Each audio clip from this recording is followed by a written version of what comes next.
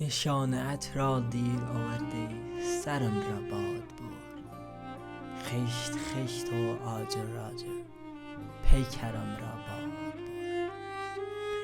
من بلوطی پیر بودم پا یک کوه بلند.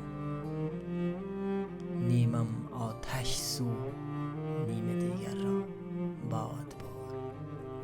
از غزل‌هایم فقط خاکستری مونده به جا، بیت‌های روشن و شعله ورم را باد برد.